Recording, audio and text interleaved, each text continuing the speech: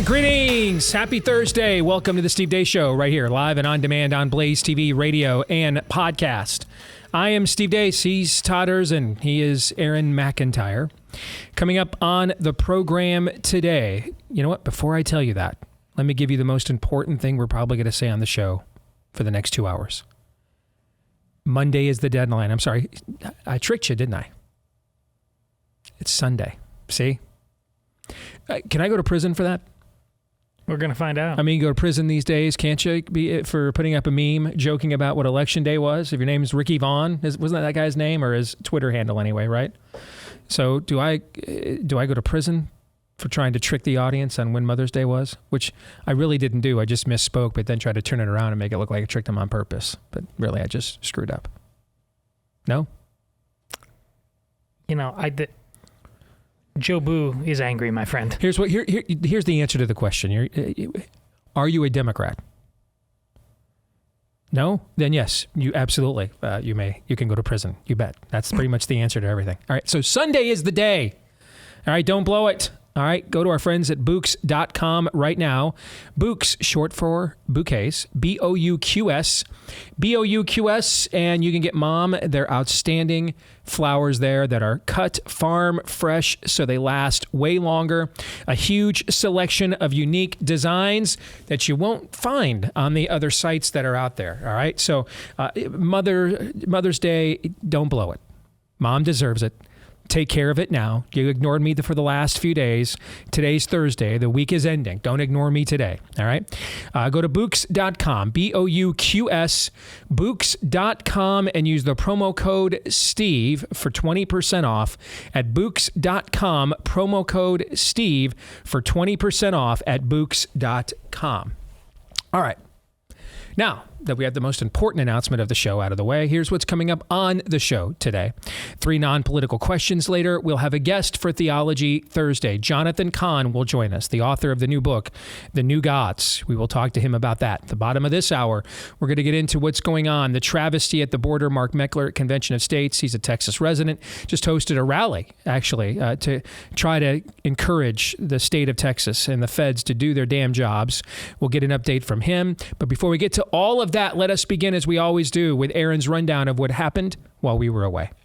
What happened while we were away, brought to you by a correction. As you know, yesterday we welcomed GOP presidential hopeful Vivek Ramaswamy on the program to discuss his candidacy and to defend some of his recent comments. During that interview, Ramaswamy went after Florida Governor Ron DeSantis, particularly on the issue of Silicon Valley Bank's collapse and subsequent de facto bailout, and accusing DeSantis of staying silent. That is why I was able to criticize the Silicon Valley bailout after the fall of Silicon Valley Bank, while Ron DeSantis stayed silent, because it's just a fact. I'm not criticizing him. It's just a fact. That is false, and we want to correct that. On at least 2 occasions, DeSantis did indeed criticize the handling of Silicon Valley Bank, including at this press conference in late March. I mean, think about what they did. For all of 2022, they were hiking rates, taking money out of the economy because there was too much money that had been printed. And so they're doing that, and that obviously causes problems because they didn't do it, they didn't handle it appropriately. But then what have they done in like the last month? They're bailing out banks like Silicon Valley Bank. And so they took money out of the economy, and they've already printed more money just in the last week, or in the last couple weeks. So all that they did for last year and all the problems that caused, they've already erased half of the money that they took out by printing more money. And I can tell you, the Silicon Valley Bank, these were people that were very connected to a lot of the policymakers in Washington. I can tell you, if this was some bank in the Midwest that serviced farmers, they would never have bailed it out. So the claim that Ron DeSantis has been silent on the bailout of Silicon Valley Bank and the insinuation that he's somehow bought off by these types of entities country away is false, and we want to make that correction right off the bat. On with the rest of the montage, Donald Trump went to New Hampshire and did a town hall with CNN. Will you pardon the January 6 rioters who were convicted of federal offenses? I am inclined to pardon many of them. It's unclear why Trump didn't preemptively pardon J6ers, and he was not asked that. Trump also was not asked about lockdowns nor his self-proclaimed signature accomplishment, Operation Warp Speed. Ex-Trump campaign manager Corey Lewandowski is joining a pro-Ramaswamy super PAC. According to Politico, Lewandowski is joining the opposing super PAC with Trump's blessing. Meanwhile, Ron DeSantis signed one of the nation's toughest, if not the toughest, anti-illegal immigration bills into law yesterday. What the bill does is a number of different things. This makes Florida the largest state in the country to do full E-Verify for employment. And that's important because if people are going to come if they get benefits.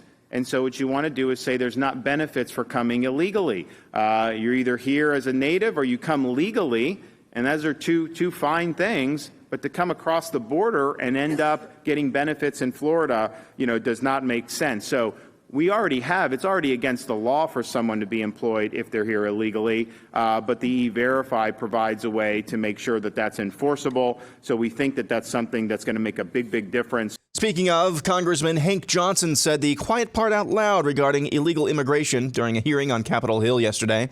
Those folk who are coming across are the ones who are helping to put food on our table. Without them, we're not able to eat. If you turn them away, if all of them were turned away, and then this legislation passed, making it easier to get at people who are already here legally, and you have no immigration, then we would have no food on our plates. We would have nobody taking care of the building, the construction of our homes. We would have nobody cleaning up in the hospitals. Honest work. Check out this headline from the Associated Press. Trans minors protected from parents under Washington law. Senator Dianne Feinstein made her return to Capitol Hill yesterday after a bout with shingles. The woman has held her seat for 30 years and will turn 90 years old in June. And finally, if you want to know how to defeat any leftist ideology, at least rhetorically, just ask questions. This is a rando lefty commentator who joined Tim Pool's show recently in order to make the case in favor of baby killing. What about meth? Should she be allowed to do meth? Yeah. I think if someone is doing meth while they're pregnant, that it is completely acceptable for something like, I don't know what the name of the services in the United States. Child services? I guess ECFS would be... It's her body, though. Yeah, it's her body. If she wants to do meth, what's the big deal? The big deal is that she's intentionally trying to kill a child. Hold on there a minute. Yeah, and I see where we're going. I don't understand what you're saying. And that's what happened while we were away. Aaron's Montage brought to you by our friends over at Taiga Coolers. They have returned just in time for the warm weather across the U.S. So my wife took Zoe for a senior trip down to Miami Beach for the weekend. Basically, because she wanted to go on that trip with her boyfriend and she needed a chaperone. But you know what? The temperature in Miami is going to be about what it's going to be here today. So the warm weather is here. That's why you want to make sure you get a hold of our friends at Taiga Coolers. They make some of the coolest coolers out there. They can be also customized for personal or corporate gifts or events. And it's a veteran-owned company, made in the USA, employing actual Americans. They don't have a bunch of other, products or parts from China like almost every other cooler company does. And they're priced less than a lot of other premium coolers on the market as well. So if you want to go and see what they have to offer, you want to look at the customization options available to you as well, go to taigacoolers.com, TAIGA, taigacoolers.com, and put in the promo code Steve for 10% off. Promo code Steve for 10% off at taigacoolers.com. And yes, they come with a lifetime warranty as well. All right, let's get to the montage. You have a quick thought, Todd, on the correction that Aaron made at the top there? Otherwise, I'll move on. Do you have any thoughts on that? All my thoughts are echoes of my previous thoughts that if there's never any incentive to punish people for being dishonest, well, why wouldn't they do it? And I don't know if it's this easy to fact check this. We got to start asking questions why it's so easy for Vivek to say things like this. I do appreciate what he said yesterday about Operation Warp Speed and the jabs, however. And that is a segue to Trump's town hall last night. Again, I have always tried to practice the most disclosure I can, as long as it doesn't violate third-party confidences, and heading into, every Iowa caucus cycle. And I really thought 2016 was going to be the last one. I thought that the party would be smarter. I'm sorry. Reconsidering. I thought the party might finally, like the Democrats, reconsidering having people like me, whom they hate, have such a disproportionate say in their nomination process. But lo and behold, we are here again. Okay. All right. With another Iowa caucus cycle. Given the calls I got yesterday, the meetings that I know are taking place, the caucus cycle is now officially underway. And, when my very first one going into the media, working in the media, going into it, I didn't really have an agenda. I didn't really, honestly, yet know. I was just learning the amount of influence that could be wielded on that 50,000 watt blowtorch I used to work at, WHO. I didn't know much about a Mike Huckabee going in. I still can't pronounce the name of the seminary that he graduated from after all these years. I didn't know almost anything about Mitt Romney, and other than what he had done in the Olympics. In fact, if I maybe did have an agenda, it was to destroy John McCain's Iowa caucus campaign. I mean, he had betrayed us so many times in the Bush years. Remember, he kept forming gangs, right? That was just in 2008. He had plenty more to get in the years afterwards. Yes, he formed many gangs in the George W. Bush presidency that always seemingly stymied George W. Bush when he was going to pretend to do something we actually wanted. Do you remember those years? Yes. Forming many gangs. Yes. When we were saving America, him and his parlor boy there, Lindsey Graham Nasty. You remember, right? Okay. It just reminded me of that scene in the first, the Dark Knight. I'm not wearing hockey pants. You know, we're just a bunch of hockey pant wearing guys. And so, I mean, I spent that first spring on a vendetta to utterly annihilate his Iowa caucus campaign. And frankly, it didn't take nearly as long as I thought. So once that was done, I kind of was just going to move along. And, I got a call from a guy named Greg, who would go on to become a good friend of mine. He was a talk show host at WRKO in Boston. And he said, "Hey, what do you know about Mitt Romney, our former governor out here?" And I said, "Other than, he ran the Olympics, I don't know much." And he started sending me stuff. And I'm like, there's no way this is true. It can't be true. Because he's on the cover of National Review and everything else. No, all these people that I grew up reading and believing in can't all possibly be lying to me about this. And then I went and did my own research, and it was even worse than what he was telling me. This is the famous, if I am wrong about any of this, I will quit my job. And it ultimately led to me saying, hey, if I've misplayed, if I've edited, if I have done anything to any of these clips that I've been playing for you on this show, I will quit. If anything I've done is not honest, if you can bring it to my attention, I will resign. And no one ever could. But, so in 2008, really, I just wanted to lash out at John McCain's presidential campaign just on a personal vendetta. And, then I kind of just organically ended up in this whole Mike Huckabee, Mitt Romney nexus. It's a growth industry. Yeah, I didn't intend to do that. In 2012, I was coming out of a non-compete, and so I was able to do some work for Politico and others, and didn't even really get involved in that cycle at all. On a candidate level until very late. I think I ended up supporting Newt like the final week of the campaign.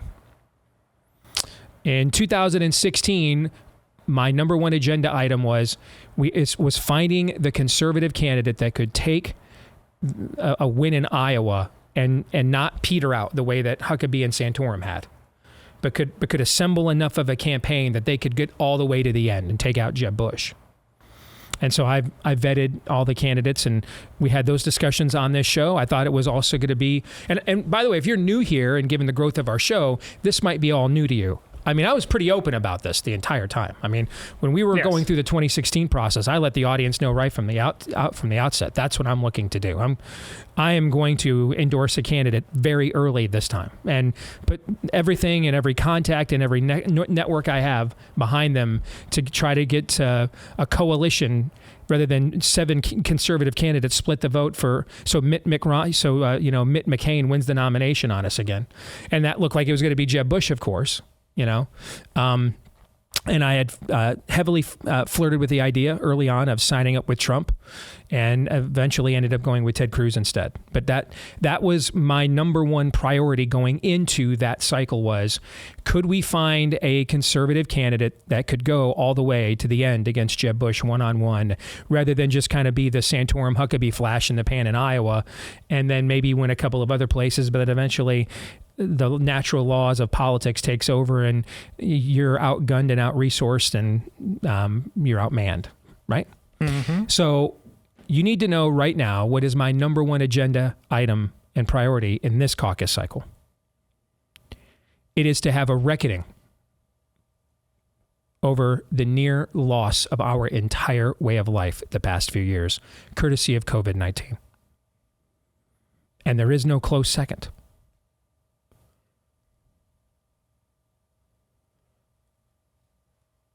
That's my number one priority.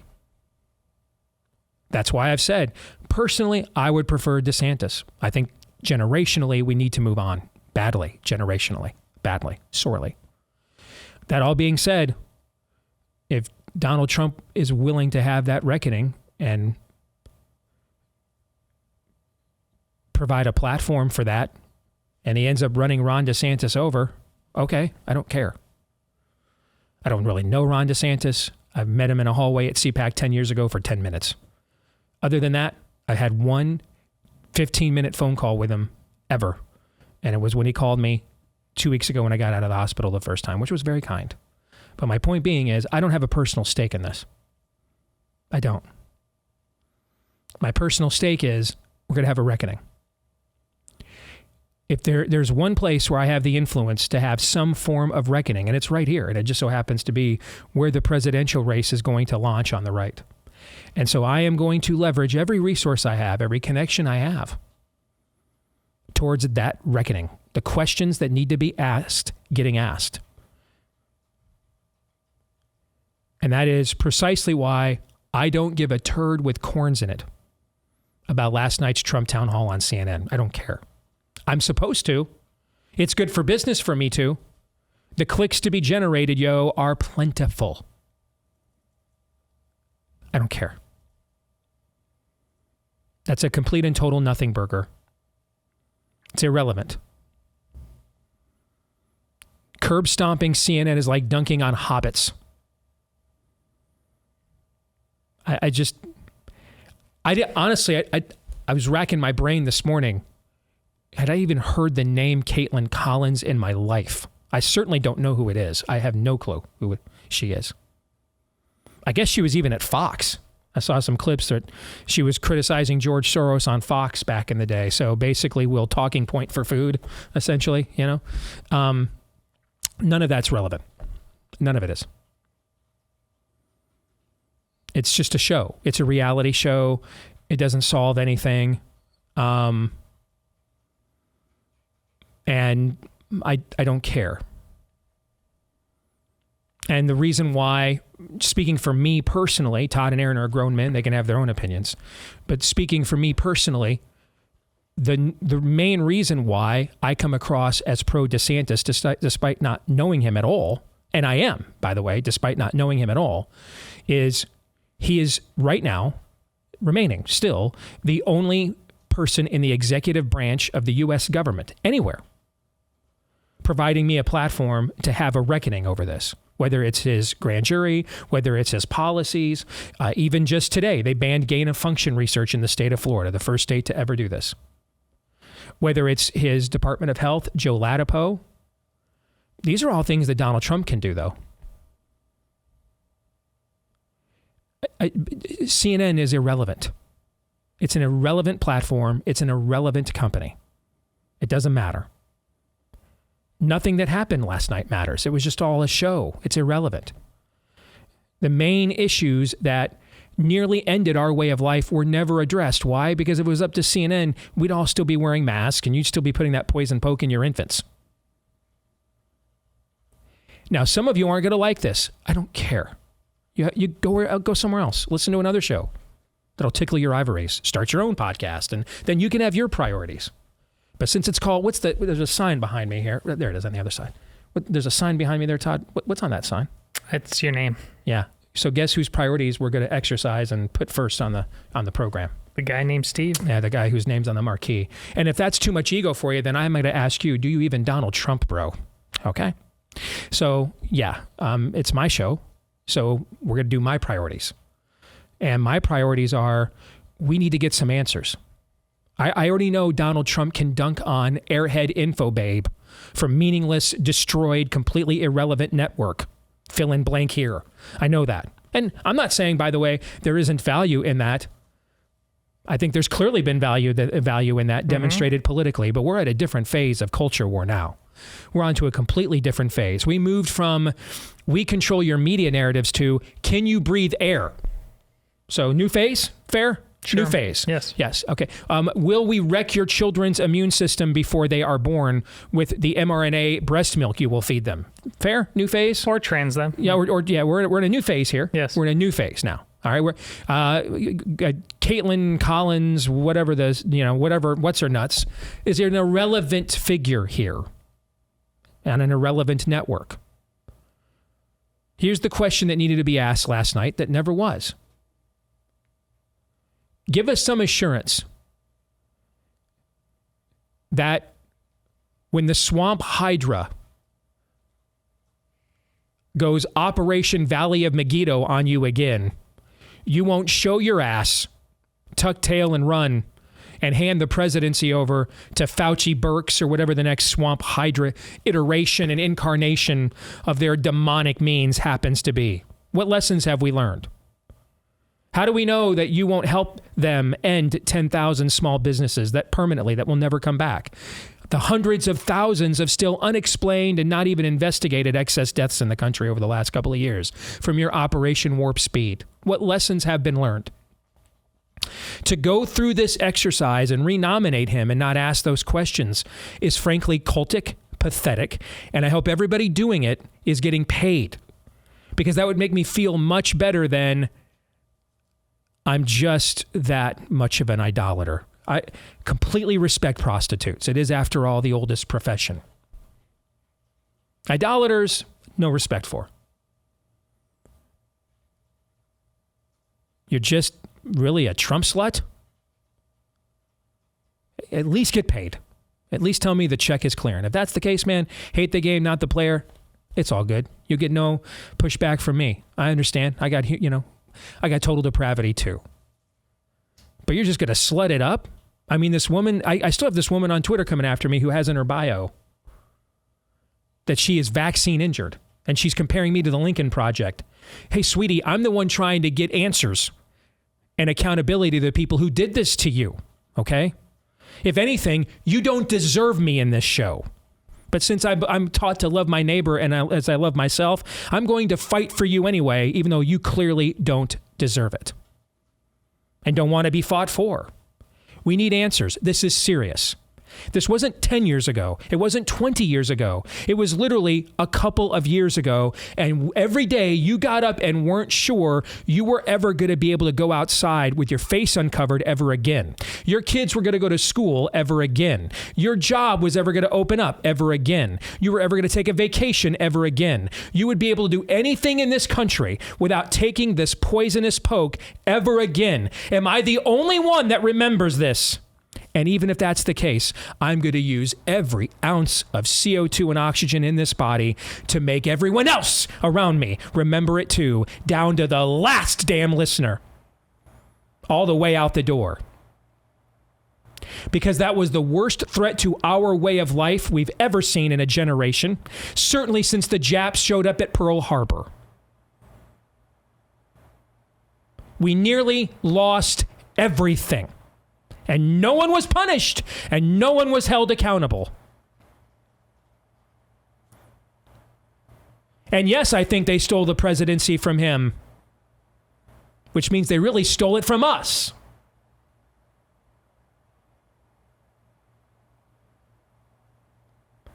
But if we're going to run this back, don't you want to know if the coach knows why you lost the last game? I do. Maybe you don't. Good news for you. There's literally 300 other shows you could watch or listen to that won't ask any of those critical questions and demand you do any adulting at all, but just raise the Cheeto Jesus Saves flag. But on this show, I'm going to treat you like an adult. Some of you may not like that. I don't care.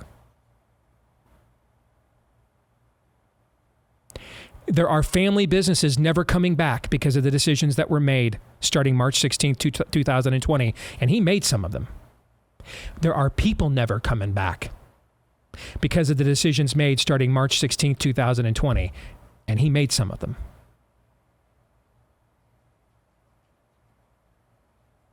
Would I rather have Donald Trump president right now than the Communist Manifesto? I don't know. Would I rather have a giant zit on my face or a bullet in the back of my skull? What the hell kind of question is that? The kinds of questions children asks, idolaters asks. Is that the election we're having right now? Is that the choice we're having right now, Todd? No. We're a full year away from that, actually, are we not? Right. So you know what we're going to do on this show for a full year? We're going to have the election we're actually having. That one. And no threats, no complaints, nothing from anybody with a title or a platform or in my inbox or a troll will deter me on this. If you thought I was going to doggedly try to end this for 3 years and then turn around after we finally did and then just ignore that it ever happened and let's just all wave the flag, you clearly have never really truly invested in this show. That's not how we roll. We have to know. We're not doing him any favors. Is he truly prepared for real enemies? Not the latest airhead hydra from a dead, dying carcass of a network. Real enemies. Not the place that gave Don Lemon a paycheck for 5 years too long. Real enemies.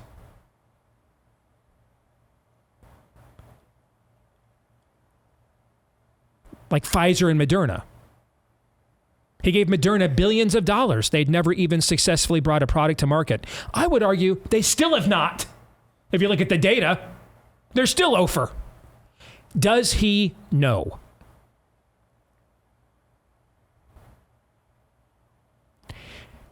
Because they will do this again.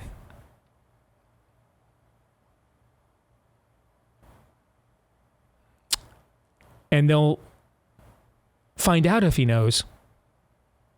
I'd kind of like to know if he knows before they make us find out. And now is the time. We should be putting every one of these people through the ringer. If you can't beat an 80-year-old dementia patient, then what are we even doing here?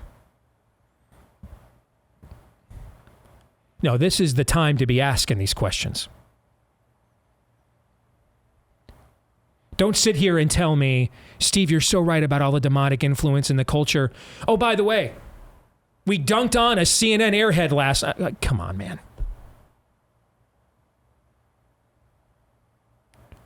What are you, Billy Madison? Went back to the 4th grade, dunking on the little kids there on the 9-foot rim. Get out. We're playing for real stakes here. Cosmic level stakes. Have you forgotten the loved ones that you had that died alone in the nursing homes, whose funerals you never got to go to? Your children whose graduations, proms, and weddings you never got to attend. Have you forgotten? Well, I will do everything I can with the platform that this process provides me here in Iowa to make sure as many people as I possibly can will remember. That is my priority in this caucus cycle. And that is my promise to you. More in a moment.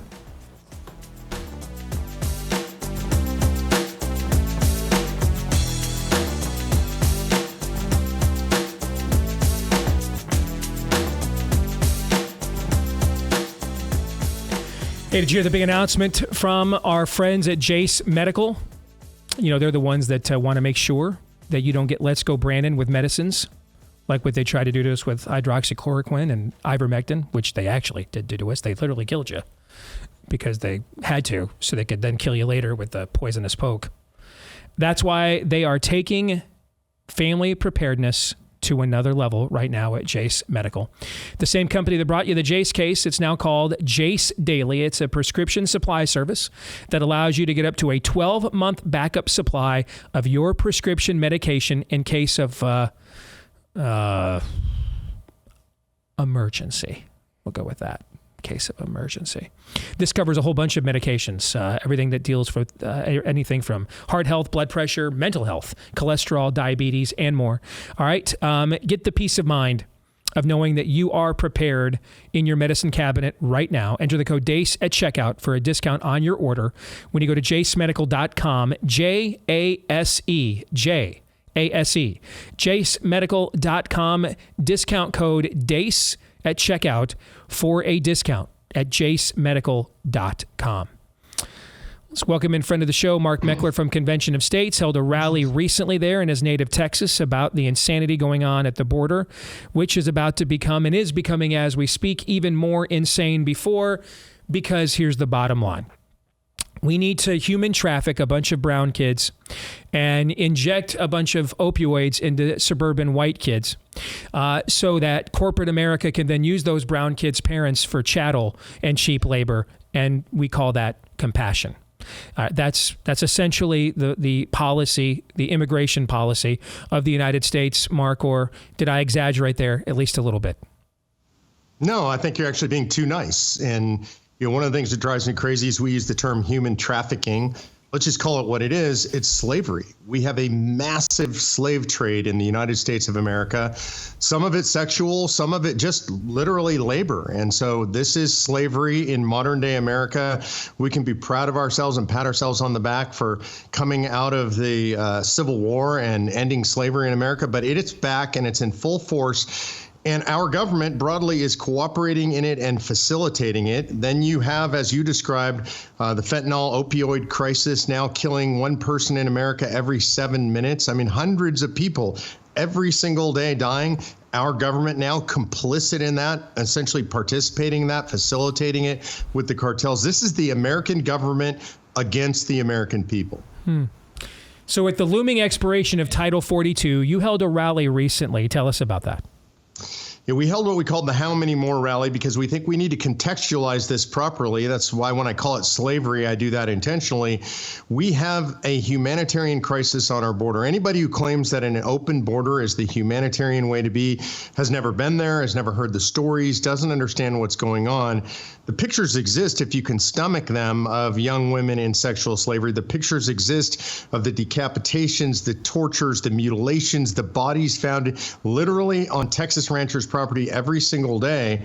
We have a humanitarian crisis at the border. The way to solve that is to close the border. That's really the only solution right now. That, and I would argue, full-scale military action against the cartels. Why? Let's talk about that for a second. What other nation, with the amount of military prowess, well, at least we used to have, now apparently we are dancing queens. So with the military prowess that we used to have, what other nation would allow a foreign country to literally import this amount of poison into its populace? I mean, any other superpower in human history would have to be held back from going too far in response, too punitive in response, creating too much of collateral damage of the private citizenry of this other country that likely had nothing to do with its government's unwillingness or direct culpability here.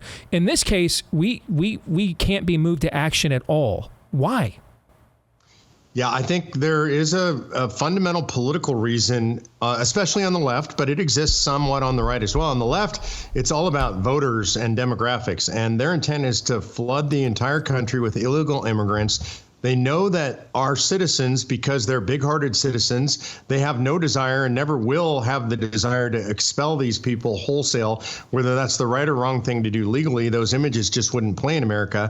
They also know that by recent court decisions, all of those people are going to be counted in the census. And then they count on all those people ultimately becoming voters, getting some form of amnesty so that the Democrats, the socialists, the Marxists can have permanent control of our government. That's the primary reason we're seeing what we're seeing right now. So I'm glad you brought that up. I got an email from somebody the other day. And, you know, I've made this argument so many times over the years because we've been arguing about this so many times over the years. But why don't we just make a compromise? If you're here and have not committed any other crimes and you've been here for a certain amount of other time and you're absorbed into society, we'll just grant you amnesty. Anybody else has to be instantly deported. Who would be against that? And I said, well, I tell you what, I will accept your compromise that you're offering on one condition. If we let you stay, you never get to vote. That is the penalty for you breaking the law by coming here. All right. So the penalty is, therefore, you get to stay, but you never get to vote. The Democrats, like the guy yesterday in Congress who said, basically, I have to allow the sex trafficking of all these Hispanic kids because I want Consuela to pick the fruit in my backyard. All right. What was his name? Hank Johnson? Was that his name, Aaron? Okay, that guy. All right.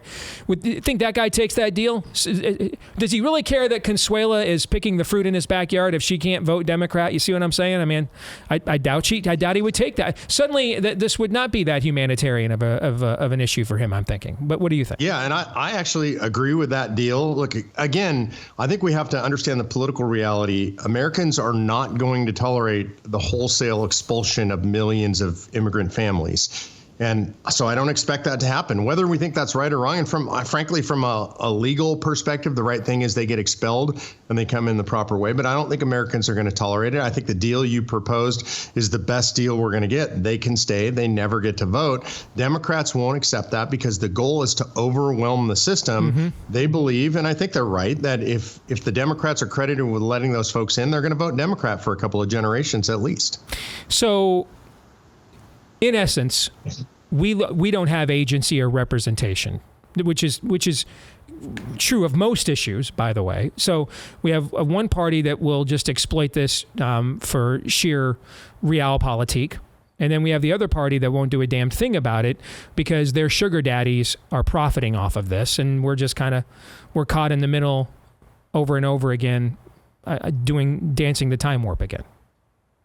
Yeah, I think that's generally true. And so what that means is states are going to have to take control. That was the purpose of the How Many More rally, was to try to get the Texas legislature to do something meaningful. I thought maybe we had a chance of doing that. The bill that we had, HB 20, got gutted this week in the Texas legislature. You hear Governor Greg Abbott talking about bringing in the National Guard. And that is literally like sticking a tiny Band-Aid on an arterial bleed. He acts like a hero for doing it, but he didn't come out in favor of setting up a border protection unit. That, like I said, that bill got gutted. It's actually now worse. It turns control from the governor over to local jurisdictions. The big blue cities are going to continue to foster unfettered immigration. We have a major catastrophe on our hands here in Texas, and that's going to bleed across the whole country. Ken Cuccinelli, who was, for lack of a better description, Trump's immigration czar for a while. He actually came out publicly, and I don't know how else to describe it, Mark, but called your governor a liar. I don't know how else to describe it. Basically said, hey, I've known Greg Abbott for years. I like him, but what he's saying he's doing to cure the border crisis here on the Rio Grande is just materially inaccurate. It's just not true. Did you see that? And if so, what was your reaction to that?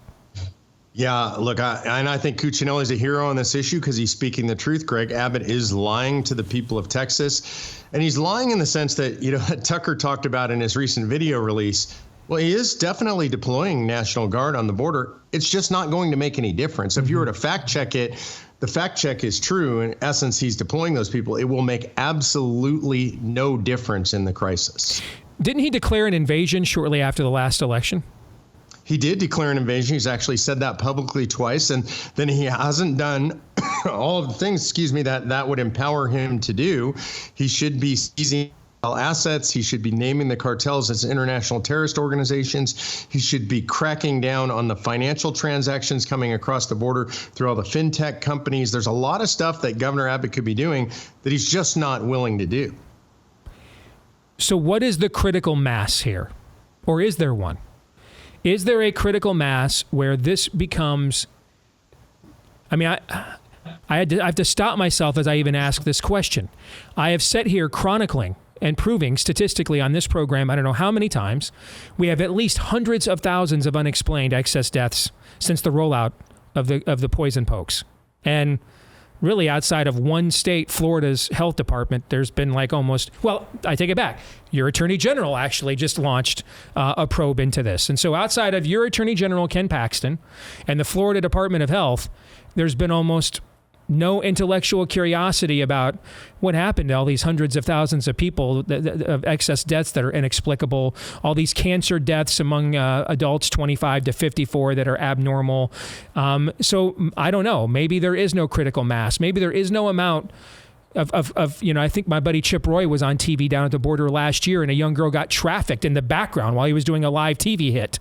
So maybe there's no amount of carnage. Maybe there's no amount of dead kids. We just watched people in Arizona say, you know what, I'm going to vote for Katie Hobbs because Carrie Lake said nasty things about John McCain, and I guess I'll risk Katie Hobbs letting my kid here in the suburbs of Phoenix and Scottsdale and Flagstaff becoming the next fentanyl addict that dies because she said mean things about John McCain, and so I guess I'll just put my kid up, on the drug market. I mean, if that's where we're at, maybe there is no critical mass, period. That the bodies can just pile, the carnage can just continue. There is no critical mass as long as there's new episodes of Tiger King, I guess. I don't know. Yeah, I think what's pushing back the idea of critical mass is the mainstream media, which is completely complicit in this. If you look at the entertainment complex, the tech complex, the political media complex, all of those obviously on the Democrat side, they're not reporting on any of this. They're not discussing any of this. There are great movies being made on the right and by Christians, by people who see the carnage at the border, but it's not bleeding into the broader population. So is there critical mass? I think at some point there is. I saw there's an uprising on the south side of Chicago right now where they're trying to take over a local community school in a poor area and fill it with illegal immigrants. And those folks are rising up and saying no. So I do think that day is coming. I just don't know exactly when we pass that point.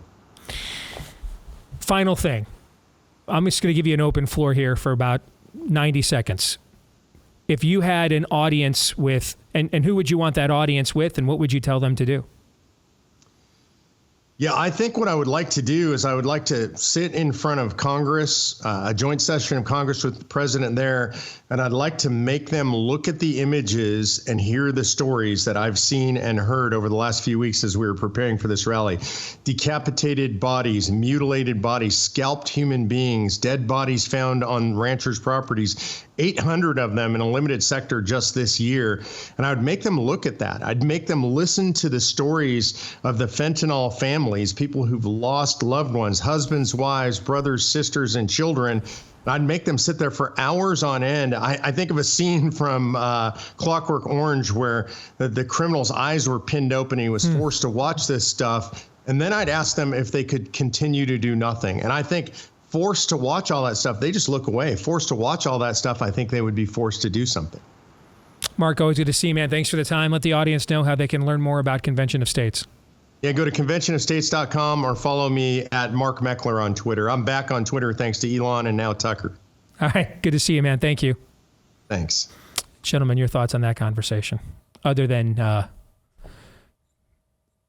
someone needs to pay for this? Well, that's... Which is an evergreen. The same thing, I was going to say the same thing as you just got done talking about at the top of the hour regarding COVID. But I love the Clockwork Orange analogy. And we've talked about things like that before. But the question is if even that can move people at this current time. I on every level, I simply question if that's possible. The notion of him calling it what it is right at the outset, that this is slavery. In the movie, this very thing, your movie, Steve, is highlighted at what is going on. The Nefarious just throws it back in James's face. But Nefarious lays out the fact that are we just too far gone? We don't see it. We don't care about it. We purposely live a lie, for we can lie to ourselves that we either don't know about it or if we know about it, we don't have to care about it, but because we think it's somebody else's problem. Aaron? I bring you glad tidings of great joy, Steve, because somebody is going to pay for it. A lot of somebodies are going to pay for it because we're just not a serious country. The part of that conversation that sticks out the most to me is talking about, and I really can't disagree with him, where the electorate is on issues like this. There's no appetite whatsoever. And I think this has been known for quite some time. There's no appetite for people who are already here and ingrained in society, or people who are freshly here and starting to get ingrained in society. There's no appetite to actually uphold the law. There's no appetite for actually holding a border. Okay? It's the bleeding heart that seemingly everybody has. Mm-hmm. That's just not a serious people. Not serious about governance, self-governance. And then on the other end of the spectrum, you have, we're just not serious leaders. Greg Abbott, I said something that involved very coarse language to Todd off the air this week when this invasion, this is one of the low points this week of the southern border in recent memory, and that's saying something. Greg Abbott is just, what is he? A Republican. He's not worth a damn thing. So I bring you I bring you glad tidings of great joy, Steve. We are all now, but especially now when this is seemingly hitting its low point and there's just no appetite to do anything about it anywhere, seemingly. We're all going to pay for it. So you reap what you sow. God will not be mocked. Here's the thing about Greg Abbott, though. They had a primary down there. Last year, he got 70% of the vote, guys. Did they really have a primary? They did. They had 70% of the vote. So what is Texas? What's a Texan? You got 70%, guys. I know. 70%. 70%. So, yeah, I mean, he's just another effeminate Republican, but what do you say about the 70% of the people that voted for him in the primary and the rest who couldn't even bother to come out and vote in the primary at all? It wasn't like they had nobodies. We had our colleague Chad Prather there. He only tours the country. You had Alan West there, former U.S. congressman, chairman of the Texas Republican Party. You had Don Huffines there. He's a wealthy guy, very active in Texas conservative politics. So, it wasn't like they just got, these were just scrubs with, at Chatlink blogs. So if you can't don't mess with Texan C, who are you going to make C? Agreed. That's why I'm beginning to think there just isn't a critical mass. There's just a rate of decay. That there is no point where the people are like, enough is enough. It's just managed decay. That's what's going on.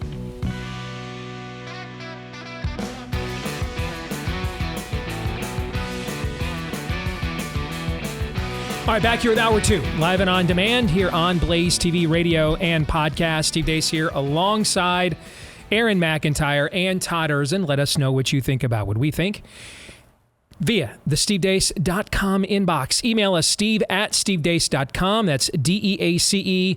Like us on Facebook, MeWe, and Gab. You can follow me at Steve Deace Show on Twitter, Getter, Instagram, and TikTok. And then find me over on Truth Social as well at Real Steve Deace there. Those of you that listen to the podcast, we appreciate you. Please, if you wouldn't mind, show your appreciation for us. Leave us a 5-star review, hit subscribe or follow. And thank you to each and every one of you. The thousands upon thousands that have done those things for us already. We appreciate each and every one.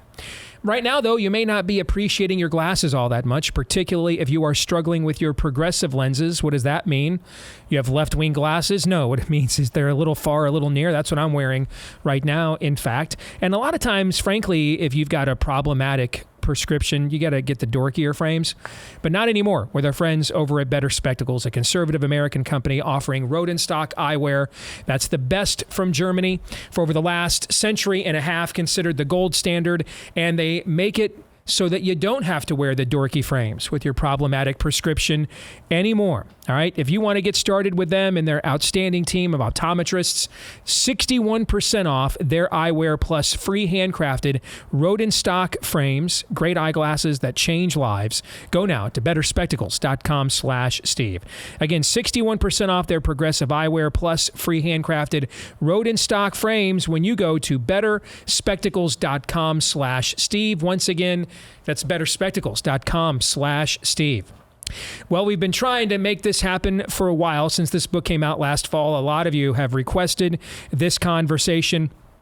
It's the latest bestseller from Jonathan Cahn, The Return of the Gods, and we welcome him here on a Theology Thursday to Blaze TV radio and podcast. Jonathan, Steve Deace here. It's a pleasure, brother. How are you? Great to be with you, Steve. I'm glad we could do it. We can made it. I'm glad we could finally make it as well. So let's start at the top. Which gods? And what do you mean by returning? I thought we were on the right side of history. I thought we were enlightening, advancing. We were moving forward into an age of tolerance and progressive utopianism. So what would be returning? We're moving forward, as Barack Obama said.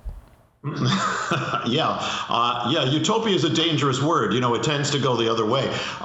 We have been regressing, and that's the whole point. We have what's happened is, and the Return of the Gods is opening up really a mystery that is literally behind everything that we're dealing with, transforming our culture, transforming our children. What's been the craziness that's been happening that even secular people are saying, what is going on? This is radically strange. This is irrational.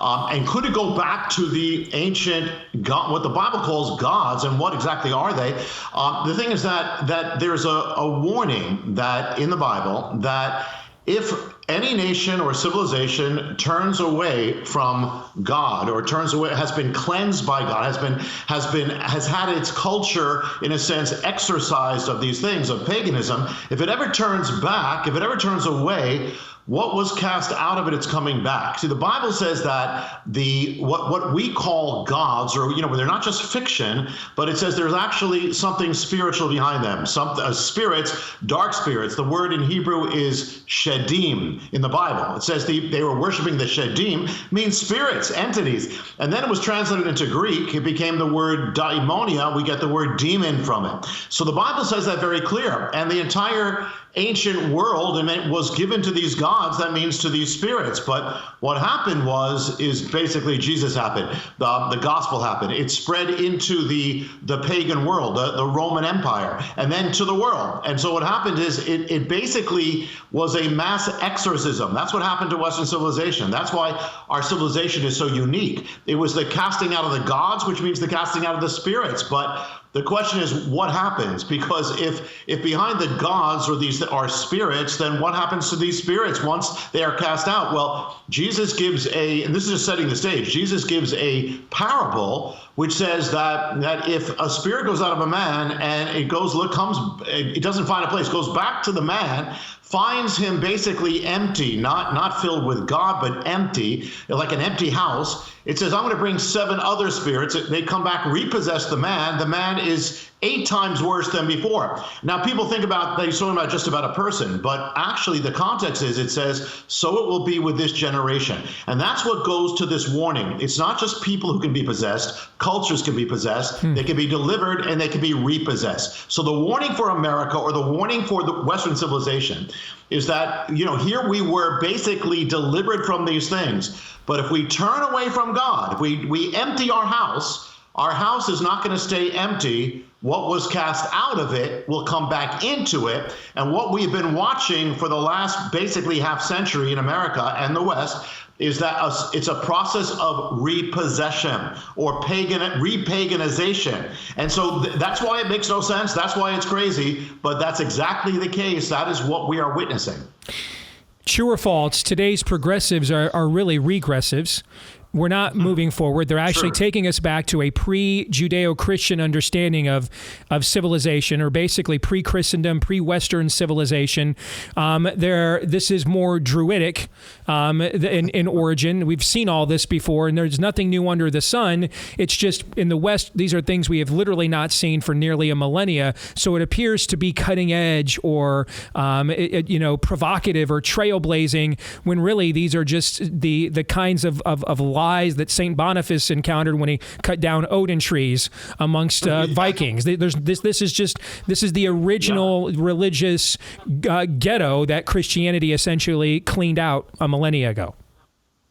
Totally true. I mean, and absolutely profound. What we call new morality and we call wokeism is actually paganism in a revised form, in a neo-paganism. And the thing is, but in some ways, it's worse, because what the parable warns of is that when they come back, it's not one, it's 8 of them, and so it comes back worse. So actually, the parable says, Jesus says, the latter state will be worse than the first state. So in other words, the post-Christian state will be worse than the pre-Christian state. So it'll be a paganism, but more virulent. And the thing is that if you want to see a good case example of it, or 2 of them, one is Russia. Russia turned away from its Christian foundations, embraced communism, was supposed to be secular, supposed to be something that is neutral. Mm-hmm. It wasn't neutral, it was demonic. They killed millions of their own people, demonic. The other case is the land that brought the world the Reformation, Germany. What happened when they turned away from Christianity, from their Judeo-Christian roots?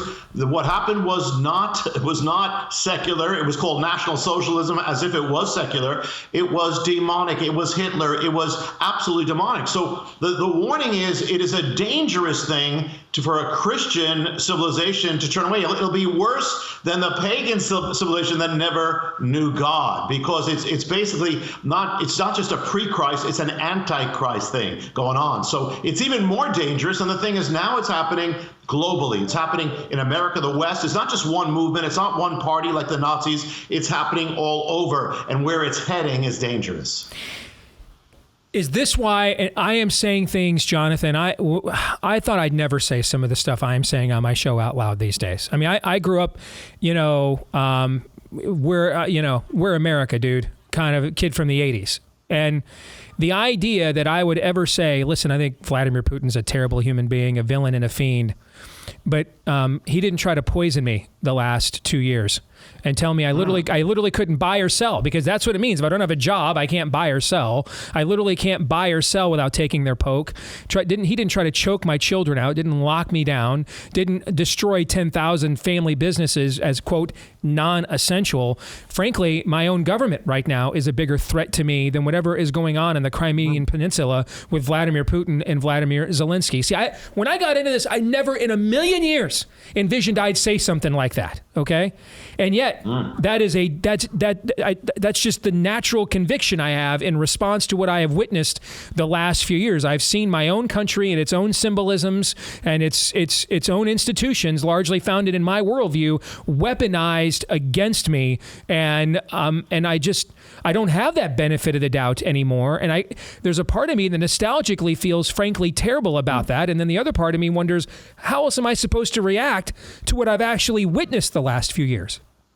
Yeah, it's amazing, because many of us grew up in a culture that we were told, this is America, this is the Christian civilization. And we were the antithesis of the godless Soviet Union. And it's almost like as we started kind of fading out of that, that's when the doors were just open. And now America, that was founded to be basically a light to the world, to be a city on a hill, but on biblical principles, and to be a kind of replanted Israel. What's happened is now we are the leading nation and civilization that is actually spreading the most anti-Christian ideologies around the world. We're the ones who are spreading abortion. We're basically pressuring the nations to do it. We're the ones who are spreading the degendering of children and all these things, and that are basically were the antithesis of what was American. But that's what happens when there is a possession or a repossession.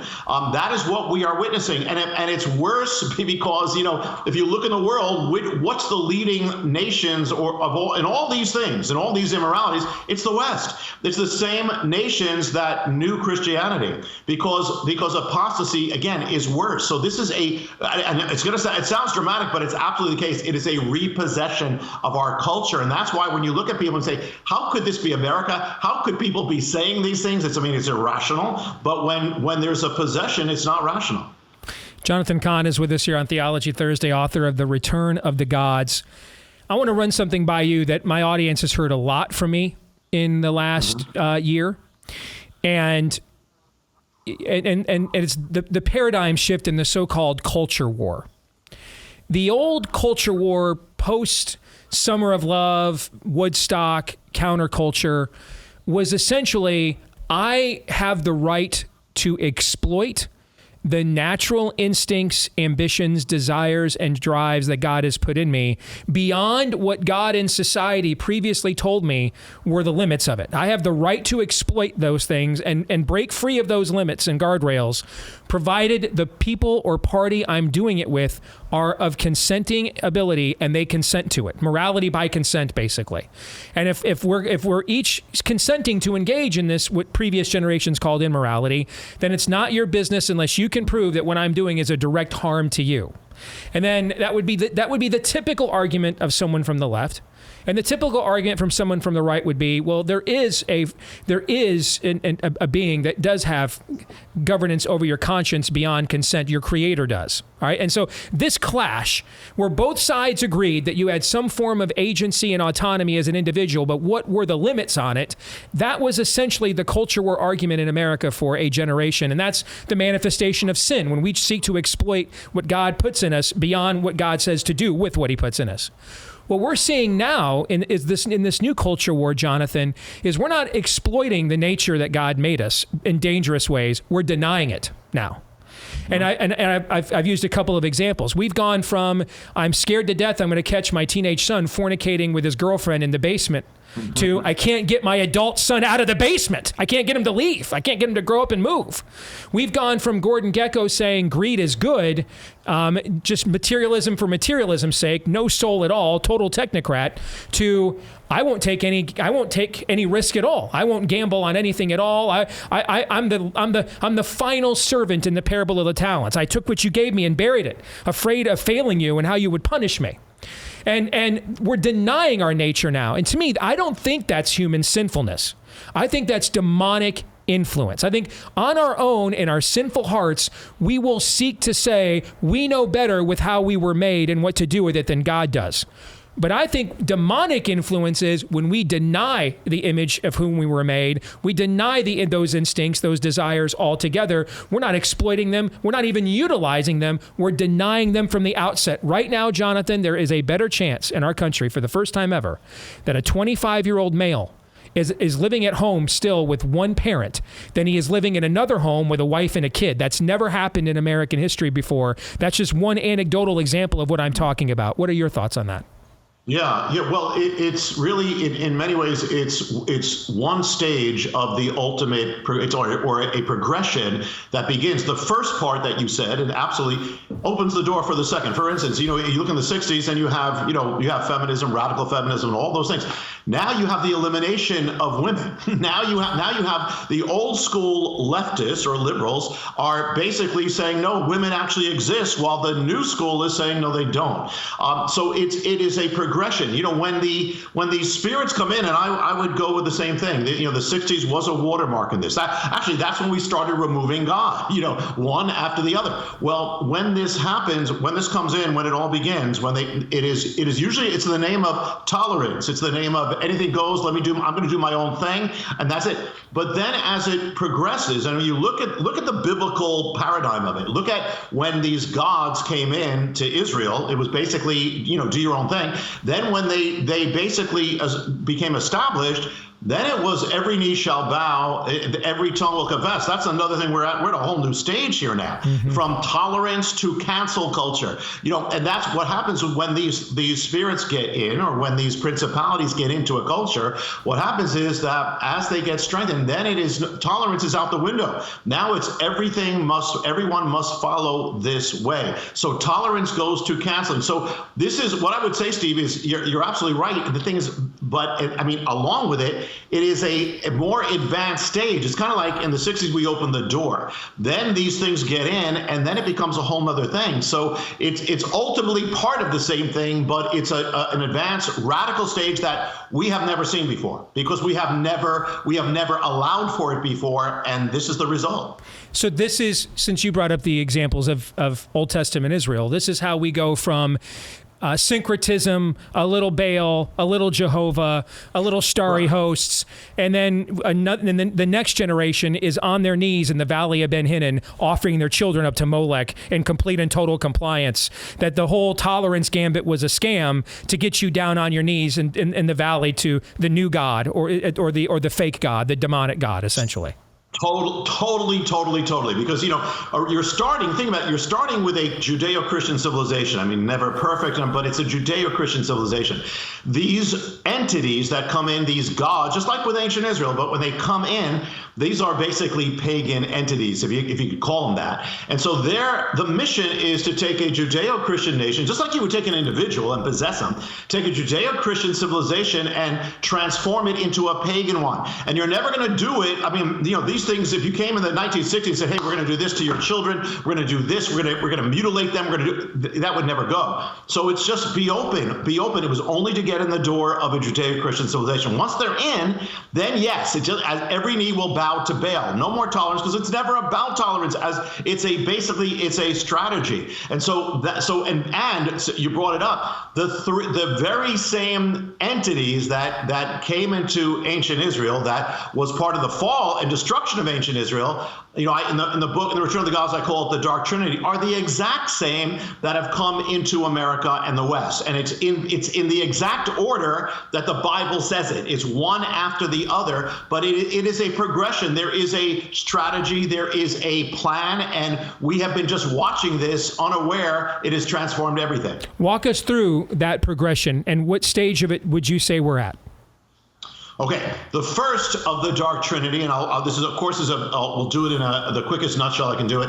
In the book is called the possessor. In Hebrew, the word was Baal. We get the word Baal. It means Lord, Master, Owner. And this is the one, the beginning. He's always first. When a nation starts opening the door, this one comes in, and the whole point is to transform it. And basically, it says they forgot God because of Baal. To make America forget God, well, we're there.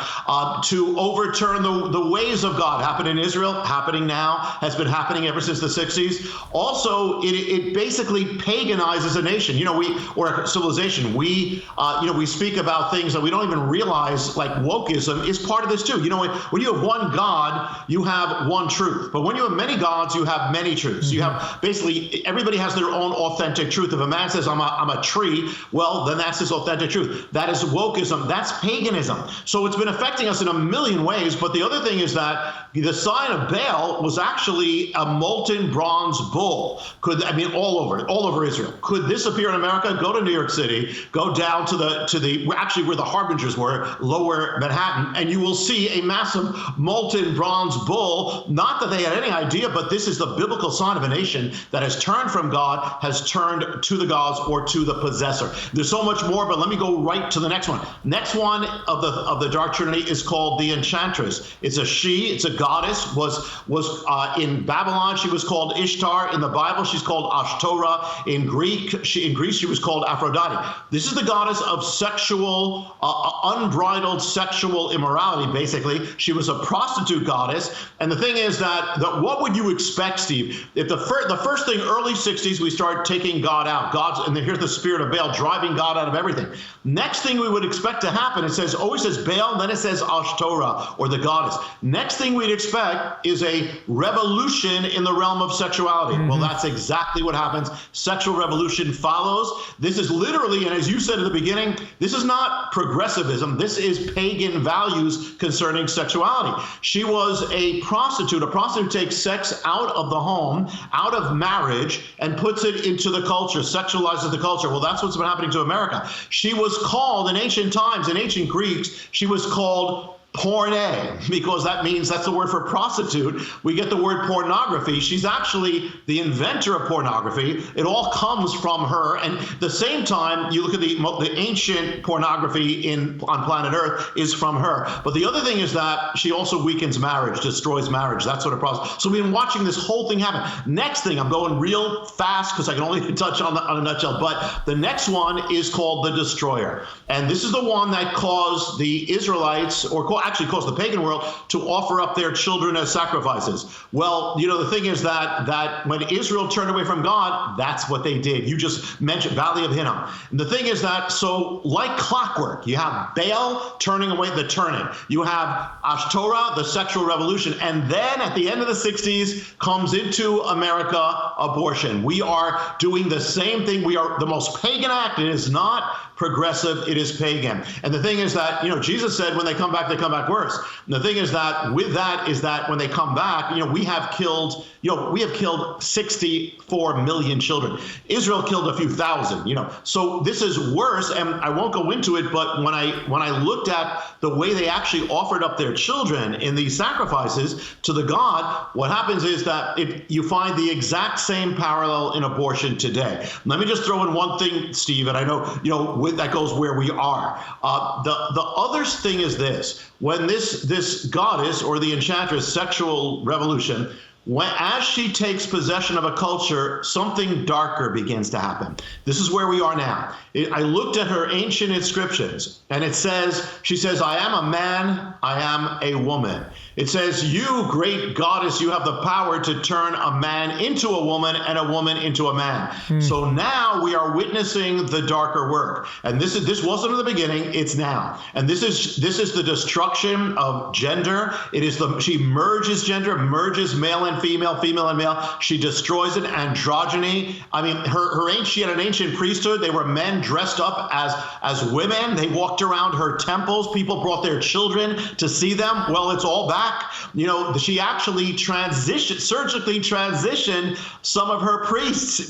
So this is all this. You said, it comes as this is new. This is ancient. And the thing is that it's just revived. And the other thing is she had 1 month of the year that was specifically she possessed a culture. It was basically the month of June. It's back. Also, one of her signs was the rainbow. And so I mean, Steve, this is so big. It is so big. It is so pervasive. It determines the dates of Supreme Court decisions. It is affecting everything. And the gods are always after the children, because when they have the children, they have the culture. Name of the book: The Return of the Gods, although I know a lot of you have read it already, looking at my inbox since it came out last fall. Jonathan Cahn, incredible conversation, brother. Thank you very much for joining us. We definitely want to do it again sometime, all right? God bless you. Thanks, Steve. Keep up the great work. Thank you very much. Well, that was a Theology Thursday. Gentlemen, your thoughts? Well, it's an amazing companion piece to the book that your movie is based on. I mean, they're talking about the exact same thing. And I sit here and I think about it all the time. If this is true, you're left thinking, what can men do against such reckless hate? The answer from Aragorn is right out with me in The Lord of the Rings. We have to fight it. There's no out short of fighting it. Fighting it may still lose, and in the end, in that movie, fighting required a miracle with the return of Gandalf. But I really spend time daily thinking about, the moving pieces of my life, taking care of my children, where they go to school, possibly buying a new home. When this is the reality that we are fighting against, I don't feel helpless, but I feel like that the rules of the current game are utterly irrelevant to the task at hand, and therefore it's just how alone are you, and how much outside of the box must you start thinking in terms of the things you are going to live, off the grid kind of thinking. One thing I really appreciate about my pastor is he specifically mentions what is going on in our culture right now. In recent weeks, I can think of 2 occasions where he specifically has mentioned, I believe, Drag Queen Story Hour. and the rise of transgenderism, specifically, like calling it out. And he just this last Sunday called it specifically evil. Now, in past times, we wouldn't even know what the hell a transgenderism is. And in past times, it would not require a helmet sticker for a pastor to call something out like that as evil. Mm-hmm. But in this day and age, I'm thankful that I have a pastor who is willing to do that. But each time he calls this out, he's very specific to mention. Yes, we need to confront that. But at the same time, it's not an either or thing. I feel like, can't remember who we had on, I think earlier this week. It's not an either or thing. I think even pastors who stand for something in our culture and in our country, who stand for something, still tend to fall into one or two ditches. It's just discipleship within the church, or it's just cultural engagement outside the church. It must be both. You must repent of your own sins. You must get into your Bible. You must go down the road of sanctification, and you must confront the culture at the same time. Amen. That is a prerequisite. That's the true meaning of discipleship. That's what I think it was Jack Hibbs earlier this week. That is the true meaning of discipleship. I think there's a tendency within the church, even in good churches, to think discipleship just means growing in piety. That's maybe part of it, but it's not all of it. If you want the antidote to that, get in a church that understands this. This seems like a good time, based on what Jonathan just said, to remind you about our friends over at Preborn, who have been on the ground fighting for the babies and their mommies for a long time. We have a goal this year at the Blaze to help them save 70,000 babies in 2023. And here's how they do it. They show moms the ultrasound of their babies, and what they find is a little over 80% of the time their conscience is convicted that they can't follow through on killing their child once they are confronted with the knowledge and the confirmation that that's a real live being that they are carrying. But they understand that that's the biggest battle, but the war's not over. They care for these moms with postnatal care, everything from car seats to counseling as well. All of this is free of charge, provided they have support from people like us. All right. So if you want to provide them that support, help us save those 70,000 babies this year, just dial pound 250 on your mobile phone and say the keyword baby. Pound 250 on your mobile phone and say the keyword baby, or you can go to preborn.com/Steve. That's preborn.com/Steve. Remember, your love has the power to save lives when you go to preborn.com/Steve. After listening to Jonathan for about 20 minutes, I just had no other reaction other than revival or bust. Yeah. That's the saying, the current playing field, the way people sense the boundaries, the rules, the games, it's a whole different ballgame that's really going on over here, and we're lost over here in Tiddlywinks. 3 non-political questions are next.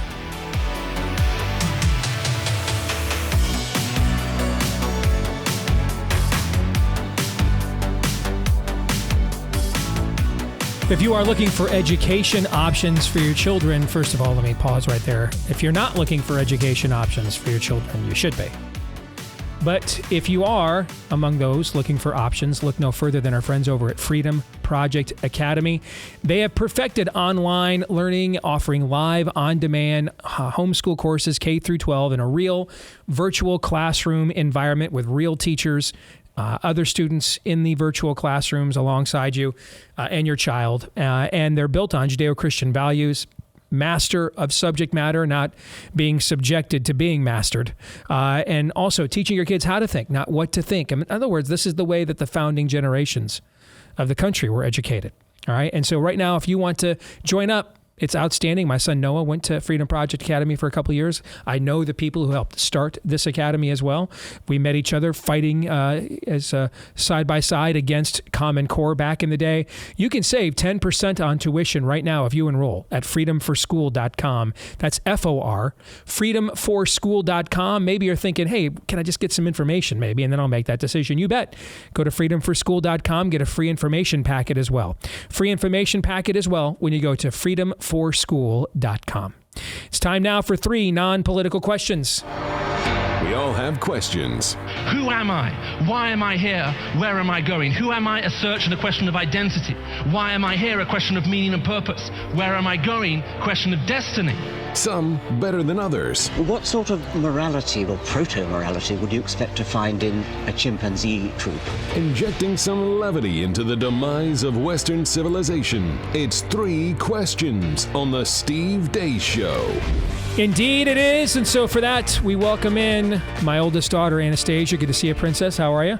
Good. I have a little bit of a cold, but I'm struggling. It's allergy season, so. Indeed, it is allergy season, but you look good.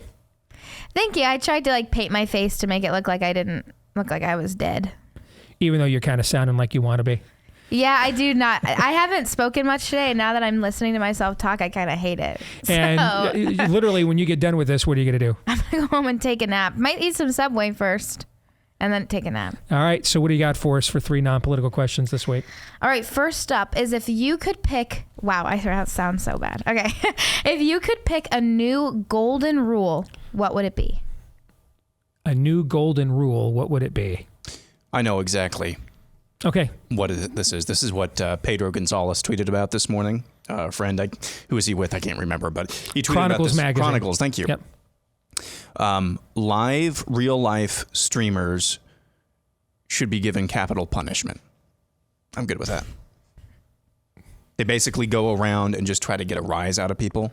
Oh, okay. There's a whole genre of that on YouTube, and it is anathema to anything to humanity, especially not to mention, manhood, actual manhood. Mm-hmm. So capital punishment for that. You're just going around pissing people off to get a rise out of them for clicks on YouTube and TikTok. Capital punishment. That is the golden rule. Todd, what about you? There's all classic golden rules end in the death penalty. Well, let's go with oldies but goodies. Return. I'll even let Steve pick the date. He can help me with this. But return the landscape of college football. Pick your year pre-2020. And the rules forevermore. None of this name, image, and likeness. None of this garbage. It's ruining it. We all know it. No, everybody else is too crack-headed about it to do anything about it, say anything about it. You can pick the year, Steve, but this insanity ends because it's insane and it's going to kill it all. Pick a year. You can go 1950. I'm pretty partial to 1997. Okay. I like that year a lot. But that's your year. But it has nothing to do with the rules of the game. Whatever. They still have Keith Jackson rocking the mic. There we go. Yeah, but it just stays that way. Okay. Time capsule line. I am. This is a hard question for me to answer because I know I should come up with something morally upright. But I'm extremely tempted to kind of go down the road that you just did. Yeah, but in that we have all the rules we need on moral uprightness. We just ignore them. Thank you. We don't need That's a good point. Stuff. And you know what? I shouldn't feel like it's my place to be rewriting any of those anyway. So you know what? I like that. I do. So in that vein, I got you. All right. In that vein, the golden rule is no Star Wars or DC Universe movie scripts can go into production without my explicit approval first. That's the new golden rule. If you are going to make a Star Wars movie or a movie with a DC comic books character, I have to approve of your shooting script before filming cinematography begins. Steve Deace from Des Moines, Iowa has to have final approval on these I get big final pictures. approval. I do. Yep. Yes. And pop culture will be so much better for it and will be thanking me afterwards. All they need is just a little spice from Steve Deace, and the game is completely changed. The movies that we've been making for years and years, all they need is just a little. Yep. Steve Deace. Yep. I mean, but here's the thing: it's not because I'm special; it's because they suck. Like that would be true of anybody. That's the golden rule right there. That would be true of anybody on this set could have made that. Almost everybody in this audience could if we just would have ran it by them first, okay, and said, "What do you think?" So the Emperor's back. We're not going to explain how, and we're going to have one of the actors from Lost come on the movie And that's his one throwaway line, is to make a reference to it. And then we don't know why he's in the movie the rest of the way. That's we're going out like that. That's what we're doing. No, we're not doing that. You're an idiot. We're not doing that. We're not doing that movie. No, we're not. But we did. But we did. Yes, and here we are. And did you guys, and along those lines, let me share this with you guys. Clay Travis just tweeted this out a little while ago. Disney stock down massively today as the collapse of cable and satellite combined with the end of streaming growth has Disney screwed in both directions. Only their amusement parks are saving them right now. The 10-year growth chart shows almost no growth in their stock for 10 years at all. What is it? Since last year, they've lost like 6 million Disney Plus subscribers, I think I saw. So 4 million last year, 2.4 million so far this year. Speaking of Star Wars, this is a headline from the Babylon Bee. Feinstein says a recent Jedi attempt on her life has left her scarred and deformed. All right, question 2. Okay, the second question. Here we go. Okay. What is something that you are still hoping to accomplish in your life?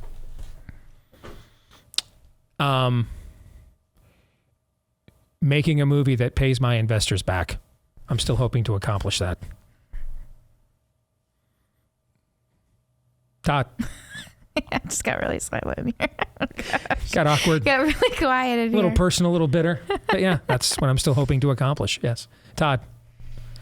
Gosh. I don't think running for office really is on the list anymore. I really don't. No. I mean, it's still, the opportunity arose, but I don't think it's a must. And it goes to what I was saying earlier about the game, the rules of the game. What are we doing here? Boy, it's in travel doesn't seem like an accomplishment. No, I don't think so. I mean, that's No. like Felt like an accomplishment 2 or 3 years ago, brother. You know what I'm saying? So many of the things I think I would have said have just gone by the wayside in the last 5 years. I mean, I've really, and I've accomplished way more things in life. I mean, I always wanted to do this kind of job. I'm doing it. I wanted to be an umpire. I did it. I wanted to write. I've done that. It's a great question. I actually feel like maybe I need to like reboot. Maybe that's it. I got to find a new next thing, or do I? I don't know. I mean, I'm already. I feel like I'm on the couch here. I already had taxes basically wipe out my author bonus. I could conceivably be the first author ever to sell the movie rights to his book and make no money off of it. So could we, which you guys know, and you know from growing up with me, I don't really spend a lot of time caring about being rich, but I would like to not also suffer the indignity of my investors not getting paid back at the exact same time. Like if our movie sucked, then, it wouldn't bother me. But except I know the movie is really good. So that's why I said that. Yeah. I want to build a massive koi pond in my backyard, complete with a waterfall. I wanted to do this for a long time. I wanted to have a backyard. Now that I've got one, I would like to have, and I'm not talking about one of those like 5 by 5 foot koi ponds. I'm talking about one that's like 3 or 4 feet deep. That's like maybe 150, 200 square feet, complete with a waterfall. I would like eventually to transform my entire backyard into like a, crap, am I at a botanical garden here? You ever been to the Des Moines Botanical Garden? It's basically, if you've not been there, it's basically a giant greenhouse. I'm sure if you're in a mid-sized city, you've got something similar, a bunch of exotic plants. There's only so much I can do, but transforming a backyard into like, where am I? That would be super cool. And I think a centerpiece of that would be a nice koi pond with those huge goldfish. I think they're actually carp or some sort of carp, but those massive goldfish. I'm not talking about the little ones like this big. I'm talking about the massive ones that are like 10 pounds. I want that in my backyard. I want a bridge over the koi pond, just like they have at the botanical gardens. I love detail. I want this segment to end with him just talking. And He's still going? And then on the overtime, it picks up and it's just seamlessly. That is one of the greatest rants in the history of this show right there. Tell me you wouldn't want a massive koi pond in your backyard. I've never even heard the term in my life until just now. Never heard it. It's a pond for small, but not like fish tank small fish. Todd's like, I think my previous existential quest is going to be unrealized. I'm not sure what to replace it with. I'm like, I would like to have my investors paid back millions of dollars. And Aaron comes out with koi pond. Can you imagine? I would be fascinated in an alternate universe if the three of us lived next door to each other. We're neighbors, but didn't know each other professionally. And how, I mean, would we constantly be looking at each other with that WTF gif? Like, what is this about? Who's more likely to answer the door? Me or Aaron? Because Anna knows we almost never answered the door. We used to like hide when we were kids. Like the doorbell would ring and we'd all would like hide and stuff, like behind the couch. Finding an even newer and more profound respect for the Daces right now. That's what we Don't do. answer the door. You never know who's there, man. All right? And it's tough to tell those little kids no, man, on those popcorn drums. That's why they keep coming to your door. You know, you want to break their little hearts. So the best way to avoid doing that is just don't answer the door. Nobody's feelings get hurt.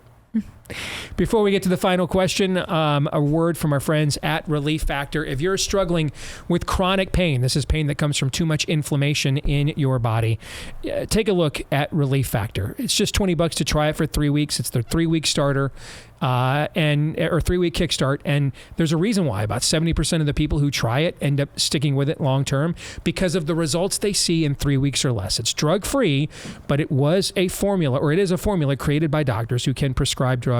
Goes right after the inflammation in your body to help you with that chronic pain once and for all. If you have tried everything and the struggle is real and continues, give Relief Factor a shot. What do you got to lose for 3 weeks for $20? See if you don't see a difference in your chronic pain in 3 weeks or less. When you go to relieffactor.com, that's relieffactor.com, or you can call them at 800-4 this time, 800-4-RELIEF. Again, that is 800-4-RELIEF. All right, Anastasia, last question. My last question is, what is the best piece of advice you've ever been given? Best piece of advice I've ever been given, saved my career. My very first radio job was at a sports talk radio station when you were a baby here locally, and it went into bankruptcy and was very stressful on everybody involved. And the guy who got appointed interim general manager, the bank would literally make him come up with like a expansion team list every Friday of who it was okay to fire or lay off. You know, and these people have families and everything else. And so he's stressed out and I'm stressed out. And him and I got into an argument during a commercial break and out in the parking lot, actually. And he fired me and then told me to go back on the air and finish my shift, you know, and I was going to go back on the air, man, and just lay down some ordnance. Okay. And then just something told me to get a second opinion. And I called one of the local sports guys who I was friends with at the time named Keith Murphy.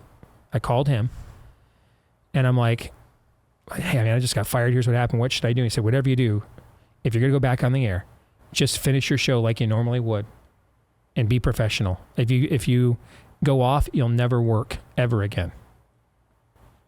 And so I went against my own instincts to go off, and I did what he said. I just went on the air, finished my show like normal. Didn't even hint that it was the end. Went and packed up my desk and went home. And that advice, if I had not followed it, received it, I would not be sitting here today. I mean, I would have flamed out a lot earlier than I likely still will. It's just a matter of how much longer I can tarry forth. Todd, what about you? I think advice, it wasn't new to me, but it was codified in a way that it just constantly comes back to as much as anything you've ever said, Steve, is never accept the premise.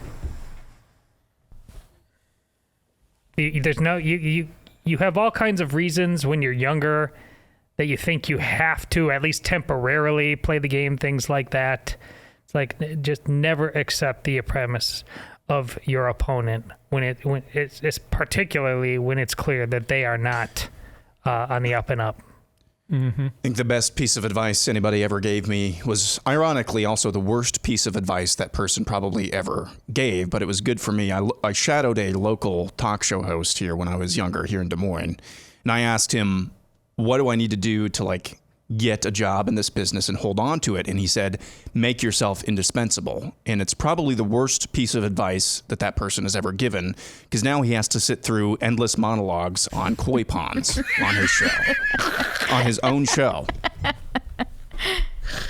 I had forgotten about that, actually. You're right. I had forgotten about that. That was pretty good advice. I used to be smart. I'm not that. Disney, call him. Yes. He's pretty smart. Yes, you heard it here. Smart with the A, like we used to say when you were little. Smart with the A. That's right. Let me approve all your scripts. Your stock value can't do any worse than what it's doing right now, right? Fair enough. Fair enough. All right, Princess, go home, get a rest. Thank you. All right, thank you. We're going to stick around and do overtime for Blaze TV subscribers. BlazeTV.com/Deace is where you'll be able to watch it later today. That's also where you can become a Blaze TV subscriber today. BlazeTV.com/Deace for the rest of you. We'll see you mañana. Until then, John 3:17.